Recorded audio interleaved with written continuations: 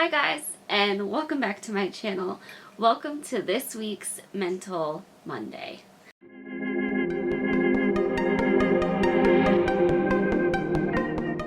Oh boy. Okay, so this week we're going to talk about the very interesting debate and conversation that happens surrounding gun control. And I'd asked you guys in one of the live videos I did whether you would want to see me talk about that or if that was kind of just not really something you were interested in. I wanted to gauge it before I jumped in. I feel like this is a huge mental health topic, and I'll get into more detail on why in a second. But I want to preface this with saying that I am in no way trying to make any political statements. Now, there might be some undertones of what I think we could do in the just way we work in our society, the things we have in place, stuff we could add, stuff that would be helpful. And that may seem political. That may sound like I'm making political statements or like I have a political opinion. I do have my own opinions. That's not what I want to talk about, though. I strictly, for this video's sake, want to talk about the connection between the gun debate, the gun issues, the shootings, and all of that we've had in America, and how I think that is impacted or connected to mental health. Is that a part of the conversation? Should it be a part of the conversation? And how does that play out? That's what I want to talk about today. Now, do I think this should be a part of that conversation when you're looking at passing gun laws, when you're looking at trying to find a solution or a resolve to the heightened issue of mass shootings and making sure that they can be prevented and trying to prevent them? It should absolutely be a part of the conversation. Now, I'm not saying that's the whole conversation, and I am not saying there's not nuances to this, that there's not details.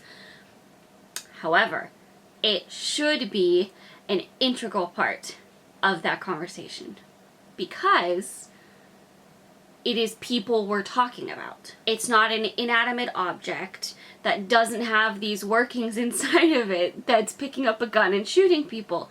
It's people picking up a gun and shooting people. So you're dealing with people. Now, that may be an obvious thing, but that's why this is so important and it can't be ignored. You need to understand people before you can address this issue. I feel like I've said that enough now.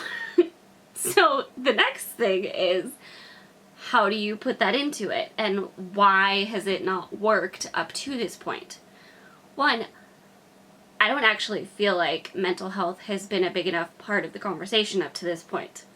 I think it needs to be a bigger part of the conversation than it has been, and I think we would see major shifts that we can make that would make a greater impact than continuing to put physical barriers to people getting a gun instead of addressing the issue causing them to pick up that gun in the first place. That is where I feel like we go wrong because we're addressing a surface issue. We're not addressing the core issue of what brings somebody to do that in the first place. And if you think that the physical access is the biggest problem, I want to share my thoughts on that really quickly. The part that misses is, as a person, as a human, to get to the moment from not even having a gun in your hand, to all the way to the moment of opening fire on a group of people. You need to go through several physical steps to get to there. You have to go to where the gun is. You have to pick up the gun. You have to somehow put it on your person, have ammo, go to the place, pull the gun out, have it loaded if you didn't already, point the gun, pull the trigger, and then keep pulling the trigger. Not stop after one time. Are you seeing how many steps it takes to get there action-wise? How many behaviors you have to play out to get to that moment? The reason I point that out is because every single step of that, your mindset has to be such that your brain does not stop you from continuing. Your brain does not send off alarms like, hey, this is not right, that's a bad idea, don't do that. And if it tries to, it's not enough. It's not alarming you enough. There is nothing in your mindset that stops you at all of those steps. Where somebody in a clear mind, in a healthy mindset, would get to that thought of the emotion of being angry, and as soon as they had that thought of wanting to do that, not even taking the first step, just the emotional reaction of wanting to do that, would have that alert. That's not right. It may be an emotional reaction you have, okay, but acting on it is a very different thing. Getting to the point of acting on it is a very different thing. And that barrier not being there is part of the problem. Might not be the whole problem. I will never claim it's the entire problem. But it is a significant part of the problem. One that we have not done a decent enough job addressing. And that is where I feel like mental health needs to come in and say, hey, look, we need to have a part of this conversation. We need to be at the table for this. Because somebody in a healthy mindset that doesn't have mental health issues they're struggling with in some regard. I'm not going to put labels on what that might be. I'm not going to say what level it would take. That's details. That doesn't matter, and that's going to be different in each situation. But somebody that doesn't have those things would have their brain stopping them at each point, would have their conscience, would have their moral compass, would have all of those things red flagging it for them as bad idea, not a good thing to do, not a healthy reaction. Does that make sense? I hope that makes sense. That is my biggest flaw I see in all of these conversations, because they end up in an argument between whether physical access is restricted enough or not, and I'm going, you're missing the point. Physical access doesn't matter if that person is that determined. Criminals don't follow the law as it is. You really think that's going to stop them? For one. Just putting that out there. But somebody that's really determined, it's not going to matter what level they have to go to try to get it. You're missing the point. You're missing the point of what makes somebody pick up that gun and do that in the first place. Because there's millions of people that have access to guns every single day that don't. What's that difference? What filter do we not have in place yet that could help us catch that difference and monitor that? And that is the biggest thing I feel like is missing from this conversation, and why I think it needs to be a part of the conversation so much. And that is my little rant on that part of it. Whew, okay. So now that we've got that done, let's talk about what we could do, right? Because we've established that needs to be addressed.